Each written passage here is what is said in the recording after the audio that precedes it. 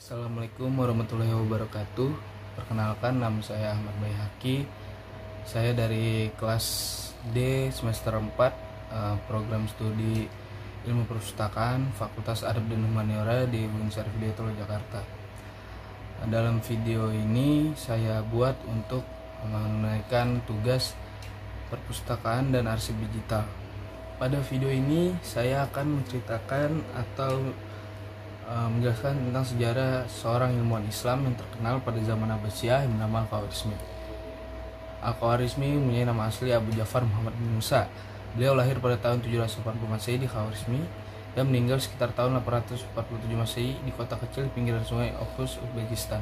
Ia dipanggil sebuah dengan sebutan Al-Khawarizmi untuk menunjukkan tempat kelahirannya.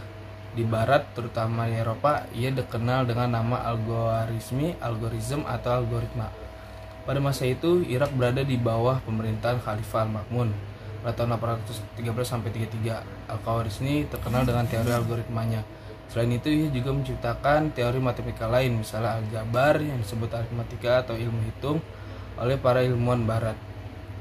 Pada masa itu, aljabar menggunakan angka-angka Arab. Aljabar diambil dari kata depan judul bukunya yang dikarangnya, yaitu Aljabar wa al-Muqabilah. Dalam buku ini ia merumuskan dan menjelaskan secara detail tabel trigonometri. Tak hanya itu, buku tersebut juga memperkenalkan sejumlah teori kalkulus dasar. Dia adalah ilmuwan muslim pertama yang terkenal di bidang ini. Sebuah karangan Al-Khawarizmi yang dianggap penting dan telah disalin dalam bahasa Arab adalah Tatari de Arithmetica. Buku tersebut membahas beberapa soal hitungan, selalu selangka, dan sejarah angka-angka yang sekarang ini kita gunakan. Tratari de Arithmetica diterbitkan pada tahun 1857 di Roma. Al-Khawarizmi juga menghasilkan karya di bidang astronomi. Ia membuat sebuah tabel yang khusus mengelompokkan ilmu perbintangan. Karya Al-Khawarizmi berjudul Kitab Al-Jabr wa Al-Muqabalah atau The Book of Restoring and Balancing menjadi titik awal aljabar dalam dunia Islam. Kata aljabar ini digunakan di dunia barat untuk objek yang sama.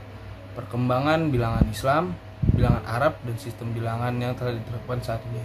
Bahwa penggunaan sistem bilangan Arab dan notasi penulisan basis 10 telah diperkenalkan oleh Al-Khawarizmi dapat dikatakan sebagai suatu revolusi perhitungan di abad pertengahan bagi bangsa Eropa. Karya aritmatika Al-Khawarizmi yang berjudul Kitab Al-Jam wa Il-Tafriq Bihisab Al-Hid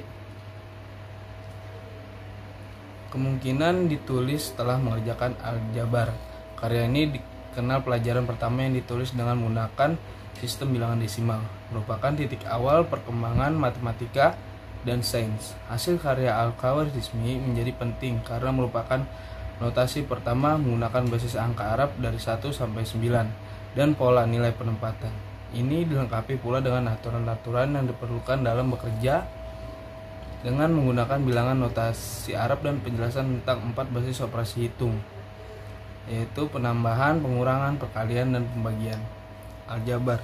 Buku kitab Al-Jabr wa Al-Tafriq Bihisab Al-Hid Al-Khawarizmi yang ditulis Al-Khawarizmi berkaitan dengan teori persamaan linear dan kuadrat dengan satu variabel yang tidak diketahui, sebagaimana dasar perhitungan yang terkait bilangan binominal dan trinominal. Karya Al-Khawarizmi ini diyakini merupakan buku pertama dalam sejarah di mana istilah aljabar muncul dalam konteks disiplin ilmu. Bagian pertama, tulisan Al-Khawarizmi menekankan teori-teori yang berkaitan dengan subjek, memberi penerangan terhadap terminologi penulisan dan konsep penulis. Bagian keduanya, penekanan pada prosedur normal yang mensahkan penggunaan perhitungan praktis untuk direduksi dengan dasar-dasar aljabar. Bagian akhir, perkenalan aplikasi aljabar bidang perdagangan, penelitian lapangan, pengukuran geometri, dan aplikasi hukum waris Islam. Al-Khawarizmi membuat dalil bahwa semua jenis masalah yang ada dapat digolongkan pada salah satu dari 6 persamaan dasar seperti di bawah ini. Contohnya pertama ada akar sama dengan bilangan, bx sama dengan c. Yang kedua, mal sama dengan akar, ax kuadrat sama dengan bx. Yang ketiga ada mal sama dengan bilangan, ax kuadrat sama dengan c. Bilangan dan mal sama dengan akar c plus ax kuadrat sama bx. Bilangan sama dengan akar ditambah mal, kita seperti c sama dengan bx plus ax kuadrat. Yang keenam ada mal sama dengan bilangan tambah akar seperti AX kuadrat sama dengan C tambah BX. Poin pertama dalam persamaan dasar adalah membuat kelengkapan identifikasi terhadap kasus sederhana pada tingkat pertama.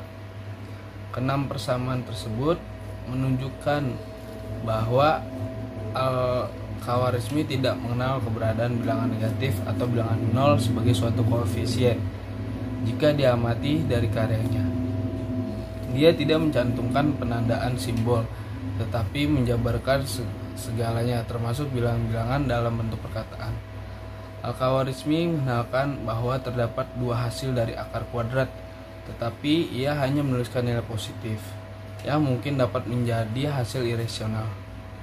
Al-Khawarizmi membuat aturan aljabar dan al-muqabalah untuk menyelesaikan masing-masing dari keenam persamaan dan memberi penjelasan lengkap untuk memperkecil persoalan terhadap masing-masing bentuk persamaan. Dalam bahasa matematika, istilah aljabar lebih cenderung mengacu pada pengertian suatu nilai positif. Seperti contoh di dalam aljabar, x kuadrat sama dengan 40x min 4x kuadrat dapat diubah menjadi bentuk aljabar 5x kuadrat sama dengan 40x. Contoh lain dari buku Al-Khawarizmi adalah 50 tambah x kuadrat sama dengan 2x tambah 10x. Dengan proses al-muqabalah direduksi menjadi 21 tambah x kuadrat sama dengan 10x. Kedua operasi tersebut digabungkan dengan operasi aritmatika seperti perkalian, penambahan, pengurangan, dan pembagian dari bilangan nominal dan binominal sebagai konsep dasar dari perhitungan konsep kuadrat. Itu dapat menyelesaikan berbagai masalah yang ada dalam karya aljabar Al-Khawarizmi. Selanjutnya dari buku tersebut, Al-Khawarizmi memberi contoh penyelesaian bentuk ketiga yang digabung dengan persamaan kuadrat, serta jenis persamaan yang berbeda dengan bantuan angka-angka memakai ide keseimbangan permukaan. Sekian yang bisa saya ceritakan tentang ilmuwan Islam Al-Khawarizmi dan karyanya. Wabillahi taufiq wal hidayah. Wassalamualaikum warahmatullahi wabarakatuh.